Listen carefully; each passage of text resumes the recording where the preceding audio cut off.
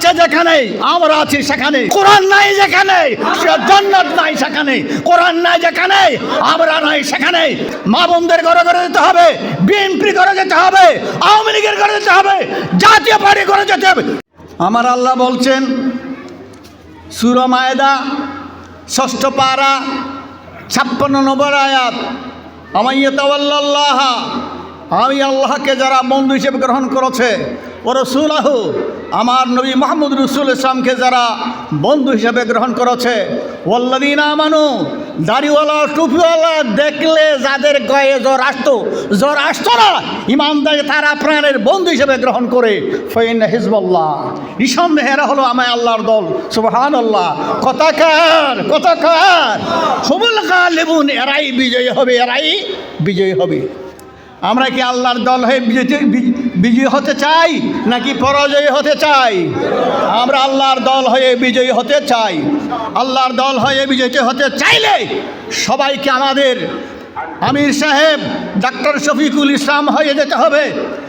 বন্যার মাঠে আপনাকে যেতে হবে, যারা শহীদ হয়েছে তাদের বাড়ি যেতে হবে, কৃষক শ্রমিক মেহনতি মানুষ সকলের ঘরে ঘরে আপনাকে যেতে হবে, মা বোনদের ঘরে ঘরে যেতে হবে, বিএনপি ঘরে যেতে হবে, আওয়ামী লীগের ঘরে যেতে হবে, জাতীয় পার্টি ঘরে যেতে হবে। সব ঘরে গিয়ে কোরআনের মেসেজ তাদের কানে কানে পৌঁছে দিতে হবে। ঠিক না বেশি?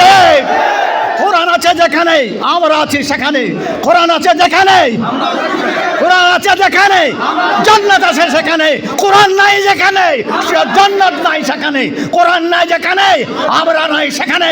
সম্মানিত উপস্থিতি, এই কথা 18 কোটি মানুষের কানে আমরা এই যে আসিফের মতো, নাহিদের মতো, শহীদ আবু সাঈদের মতো, শহীদ আনাসের মতো, মুগ্ধের মতো যদি নারা তাদের কানে কাছে পৌঁছে দেব, সেদিন ইনশাআল্লাহ বাংলার সংসদ কোরআনের সংসদ হবে, এতে কোনো সন্দেহ ঠিক না? ঠিক।